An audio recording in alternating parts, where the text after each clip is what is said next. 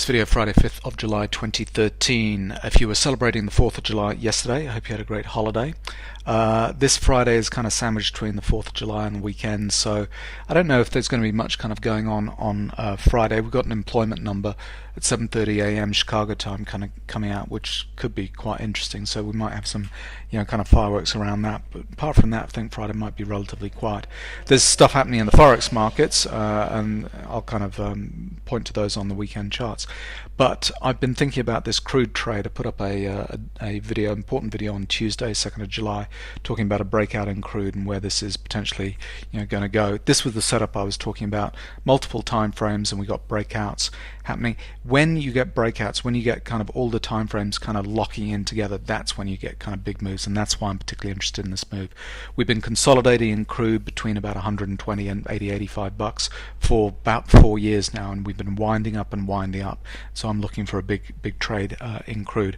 So this was the video is being recorded just as we were breaking out here at 98.68 above resistance on this 465-minute chart. There are 3 of these bars, 465 minutes in a daily bar, in a daily chart here, again breaking above resistance here. The weekly chart, same thing, breaking above resistance, and the monthly chart. So all of this thing's kind of coming together. So I'm looking for something that could run for a good long time, months. And the kind of number I'm thinking about that I'm thinking this might play to is back of the 150s, that kind of psychologically absolutely important level. Wait and see, we've got to see kind of exhaustion patterns to find out where this thing goes, but we're at the early stages of this breakout and I want to kind of participate in this one. If you look on the daily chart here, we knew it was going to break out to the upside because all the dips were being bought by the professionals. You can see here, dip down here, holds, professionals buy it on the dip, and we kind of bounce back up. Same thing here, same thing on this last one, straight through resistance. Now we've got into a bit of an exhaustion pattern here. This was yesterday's trade, so it was kind of a pretty uninteresting day, and we could consolidate back down to the 100 level, maybe bounce off support here. So I'm looking to get positioned in this. Now why am I doing this? Because one of the things I say is focus on one market and trade one market, and to be honest, for the last 4 or 5 years that strategy has served me extremely well. But I do see on the kind of the macro scene 2 or 3 kind of plays that are really interesting, that are kind of really long-term plays that I'd like to kind of participate in. We've been totally in cash with the exception of one financial that have held for about 3 years, and so I'm thinking about how to potentially play that. You could take a very small position in the futures market and crude futures. That would be one way of kind of playing this. But what I'm thinking about doing is picking up one of the ETFs in crude, and I'm going to show you the logic for how I find the right ETF to trade and what I'm actually looking for. So what I've gone to here is just to do a search on Google for Crude Oil ETF, Exchange Traded Fund. And this is the site that I like that has kind of a database of ETFs. So it's called etfdb for database.com, and then you'll find kind of a definitive list of crude oil ETFs. So if I click on that link, it takes me to this page here. You can see on this page we've got this little intro to crude oil ETF list and so on, and this is what I'm interested in. This is a list of kind of the major ETFs in the US markets. I think they probably list some of the UK ones as well, but it's kind of primarily the US listed ETFs, and I'm looking for the largest ones, and I've just sized these by total assets. So in this particular one, symbol USO, United States Oil Fund LP, this has got about $1.4 billion in assets, and what I'm interested in looking at is the biggest ones of these, and I'm looking for a double or a triple. So you go through, you had the original kind of ETFs when they kind of came out. They were great kind of plays to have, and now the ETF market has exploded into these kind of doubles and triples, and I'm going to show you a couple of ones here. Here's one. This is a 3 times long crude.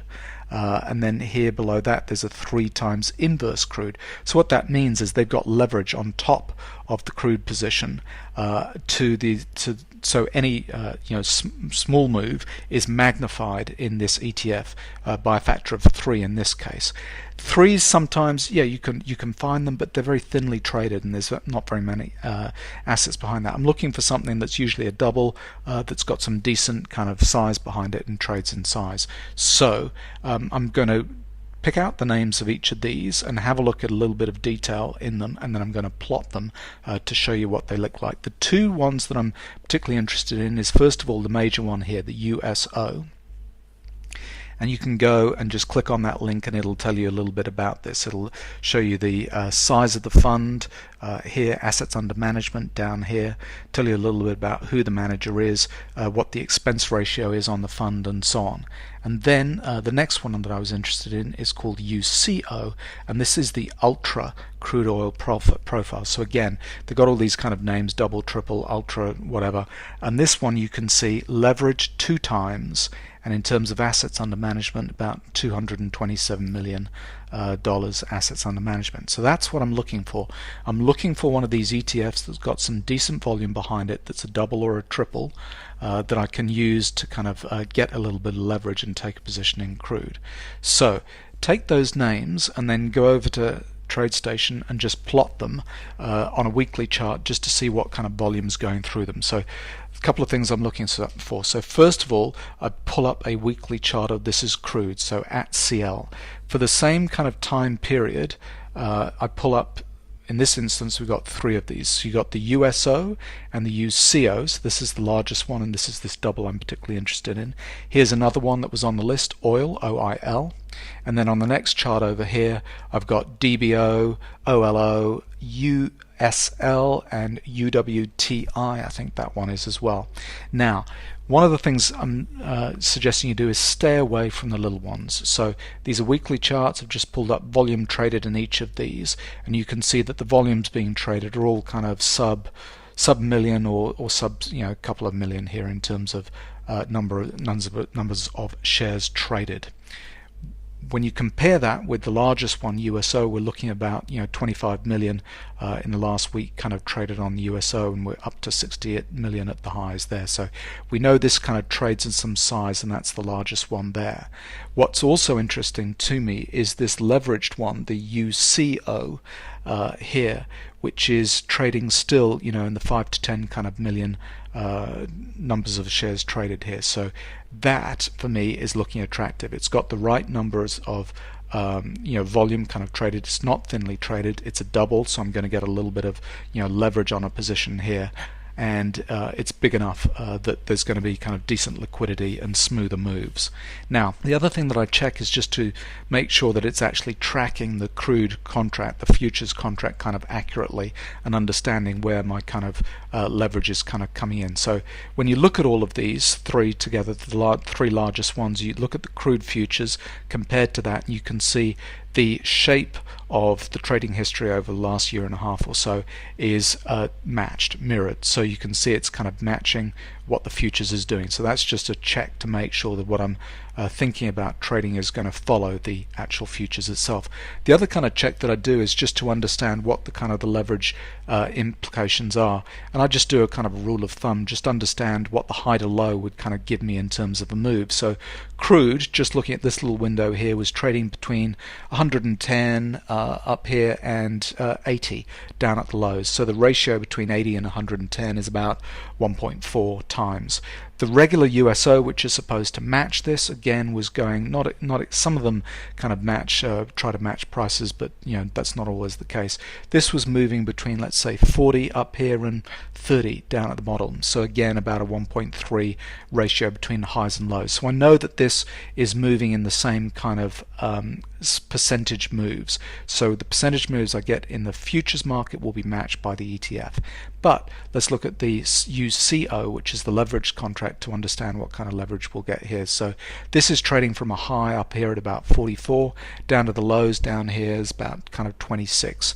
The ratio between the low and the high is about 1.7. So when this was 1.35, 1.4 high to low here, we're getting a ratio of 1.7. So we're getting double that kind of percentage move. So this was a 35% move top to bottom, this was a 70% move top to bottom. So there we go, that's what I'm after. I'm after something that's got some volume, it's not thinly traded, I'm looking for a little bit of leverage. A double here is kind of perfect, and I'm just checking the amount of leverage is correct and the shape of the ETF contract is looking the same, the price history is the same, so that's actually matching what this is doing here. So you've done your analysis kind of on the futures contract. So I'm not looking necessarily to do my kind of analysis of the better indicators on the ETF itself. I'm happy to use the futures contract to kind of guide my choice. I'm just getting into a vehicle which will allow me to play that for a long-term kind of play.